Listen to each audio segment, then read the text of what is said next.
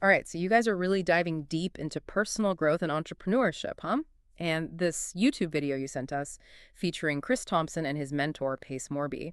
They're both real estate masterminds and have some serious learning lessons for us. They're at some real estate event in DC just chatting, and we're going to unpack it all. Basically, how they take mistakes and reframe them as seeds for serious growth, kind of like an avocado. We'll get to that juicy analogy a little later. Yeah. You know what really hit me was how Chris is just looking to Pace for guidance. Obviously, he's part of Pace's mastermind group. But right from the start, you can just feel that Pace really wants to help Chris find the gold, like the gold that's buried within all those rough experiences. Yeah, it's fascinating how Pace just instantly flips the script on making mistakes. Like, he doesn't even let that word hang in the air for too long. He Literally. immediately changes it to learning lessons and really emphasizes that the only true mistake is not learning from those experiences. But what I found really interesting was his analogy of life as a book. Oh, yeah, for sure. He's talking about how we're all authors of our own stories. And every experience, good or bad, becomes a chapter. But here's the thing. We have the pen. Even when things go wrong, we get to choose how the story unfolds. I see. So it's not just about what happens to us, but it's about how we respond to it and how we make it a part of our story. Now, this is going to sound kind of crazy, but Pace talks about how Trevor Mock, the founder of Carrot.com, how he writes down his perfect day, like in crazy detail in a notebook, and he goes back and rewrites it every year. Oh, wow. That's incredible. Just shows how powerful it is to be intentional, right? Oh. Trevor's not letting his perfect day just sit there. It changes as he grows and learns. It's a living document that guides him. That's pretty cool. Okay, so we got this life as a book thing going on, and mistakes are really learning lessons. So where does this avocado come in? So that's where Pace's explanation gets really fun and Yeah. insightful, too. So he uses the avocado to represent how we handle opportunities and challenges, and he lays out these 4 tiers. You can almost see yourself in one of them, can't you? Oh, yeah, for sure. I'm already feeling kind of exposed here. Okay, so first he talks about wasting the avocado. Mm. And he says 75% of people fall into this category. It's like buying an avocado and letting it rot on the counter. And you just completely miss out on all its potential. These are the missed opportunities, the lessons we failed to learn. Ouch. I think we've all been there. Yeah.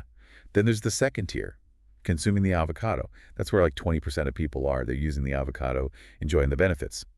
But it stops there. They might learn from their mistakes, but they're keeping that knowledge to themselves. It's like they're not ready to share their guacamole recipe. Haha, exactly. Then we move up to the third tier, commercializing the avocado. Mm. Now things start getting interesting, especially for entrepreneurs. So you're taking those lessons you learned, and you're making them valuable for other people. Pace talks about turning the avocado into guacamole, and maybe even selling it, creating something bigger, you know? So this could be like creating a course or Mhm. writing a book or even starting a coaching business, all based on what you've experienced. Exactly. You're taking your learning lessons and making them have a bigger impact. Yeah. And then we get to the fourth tier, planting the seed. This is where things really change. It's about taking those avocado pits, those mistakes, those challenges, and growing something bigger than yourself, something that can really make a difference for other people. This is where that 1% operates. The people who make their learning lessons into a legacy. Exactly. So Pace challenges Chris. He asks him to think about what seed he's currently holding, what challenge he's facing that could become a powerful story, a story that could really inspire others. And he even dares Chris to imagine himself 6 months from now, sharing those struggles as a learning lesson on stage at Pace's Squad Up Summit. That's pretty intense. Oh yeah, Pace is basically telling Chris to see those struggles not as roadblocks, but as stepping stones to something much bigger. So it's not just about learning the lesson yourself, it's about sharing it in a way that connects with others, people who might be going through something similar. You're using your story to light the way for someone else. Exactly. And this is where storytelling comes in. Pace makes it super clear how important it is to connect with your audience authentically, to draw them in with a story that feels real and relatable. He even compares it to a TV show, one that keeps people hooked for seasons because the story is just that good. So you got to keep people invested in your journey. They need to feel like they're right there with you through the ups and downs. Exactly. So before we get too far into this, Yeah. what's resonating with you so far? What's really standing out to you from these ideas? Yeah, it's like you can really feel that Chris is in the thick of it right now. He talks about deals going bad, hiring the wrong people, like the whole 9 yards. But Pace doesn't let him dwell on it. He just keeps encouraging him to see it differently. He's like, hey, don't just eat the avocado. plant the seed.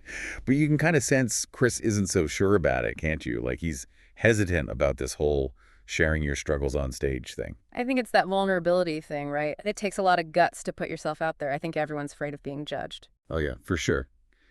But that's where Pace comes in with some serious encouragement. He reminds Chris about how much his story could impact other people. Not just the people at the summit, but even his own family, especially his son. There's this really powerful moment where Pace talks about sitting next to a woman on a plane. He knew she was going through a divorce, even though she was still wearing her wedding ring. It's like he's saying we all have these hidden struggles we carry around. Exactly. And when we share our stories, it's like we're saying, hey, I'm not alone in this. Pace brings it back to Chris and says, imagine your son is going through something really tough. Wouldn't you want to be able to say, remember when I spoke on stage and shared that story about overcoming something similar? It's so powerful to lead by example, to show that it's okay to be vulnerable and come out stronger on the other side. Yeah, it's not just about sharing the happy ending. It's about sharing the messy, imperfect journey that got you there. Pace even throws in some humor here.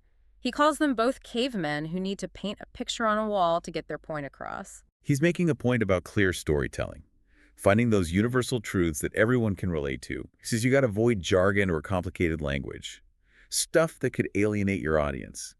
It's about getting back to basics, communicating in a way that everyone understands. And he brings back that avocado analogy, doesn't he, to really drive home those different levels of engagement? He does. It's such a clever way to keep coming back to that main idea. Remember, 75% waste the avocado. They miss the opportunity completely. 20% consume it. They learn the lesson, but keep it to themselves. 4% get entrepreneurial and commercialize it. They create something bigger. And that top 1%, they plant the seed for lasting impact. And then Pace throws down another challenge. He tells Chris, don't be a one-season TV show. He wants Chris to build a story that keeps people coming back for more. That was a really cool metaphor. Yeah. He's pushing Chris to think long-term, to see his current struggles as part of a bigger story that's still being written. It's not about some quick fix or overnight success. It's about putting in the work and staying committed to growth. And Chris really takes it to heart. He even commits to sharing his story at the Squad Up Summit in 6 months. I love that he's taking on the challenge and putting himself out there. It's a big moment of accountability. So we've got this awesome mix of mentorship storytelling and really relatable metaphors. If we had to pick one key takeaway for our listeners, what would it be? How can they use these ideas in their own lives? I think it all boils down to recognizing that every challenge, every setback has the potential for growth. It's about choosing to see those avocados in our lives, not as failures, but as chances to plant seeds for something better. And it's about having the courage to share those stories, those learning lessons, knowing that our vulnerability can actually inspire others to do the same. Yeah, it's about understanding that we're not just watching our lives happen, we're actively writing our own stories.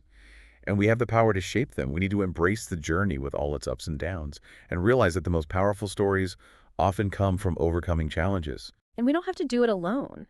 Just like Chris has Pace, we can all find mentors, guides, and communities to help us through tough times. We need people who believe in us even when we doubt ourselves, people who remind us of what we're capable of, and encourage us to keep going. Yeah, it's like we're all walking around with all these untold stories inside us, all these seeds just waiting to be planted. And sometimes all it takes is a little nudge, a little encouragement to share them with the world. Pace is amazing at showing Chris how to be the hero of his own story. He doesn't give him some magic formula or an easy answer. He just gives Chris the tools to work through those challenges and find the good stuff. What I really love is how Pace does it all, using language that's so engaging and relatable. I mean, who would have thought the avocado could be such a powerful metaphor for personal growth? He takes these complicated ideas and makes them easy to understand, even fun. Right. It's not your typical boring business talk. It's real, it's raw, and it really hits home. So let's take a step back for a sec. We've covered a lot in this deep dive. What are some of the key things you think people listening should take away from this? I think the biggest thing is changing your perspective. It's realizing that mistakes aren't these huge, scary failures. They're learning lessons if we choose to see them that way. We have the power to write our own stories, even when life throws us a curveball. And by really embracing the power of storytelling, we can turn those experiences into something that can help other people, people who might be facing similar challenges. We can be like guides helping others through the tough times. That's a great way to put it. And it's important to remember that we're not in this alone. We all need mentors, guides, supportive people to cheer us on, just like Chris has Pace. We need people who challenge us, inspire us, and remind us of what we can do, especially when we start to doubt ourselves. We need to surround ourselves with people who see the best in us, even when we're having trouble seeing it ourselves. People who will hold us accountable and help us keep growing. So as you continue on your own journey of personal growth and entrepreneurship, think about the seeds you're holding right now. What are those challenges, those experiences that are waiting to be turned into something amazing? What are you going to do with them? Are you going to let them just fade away? Or are you going to plant them and nurture them, knowing that they have the potential to grow into something truly incredible? That's something to think about. Until next time, keep diving deep and keep growing.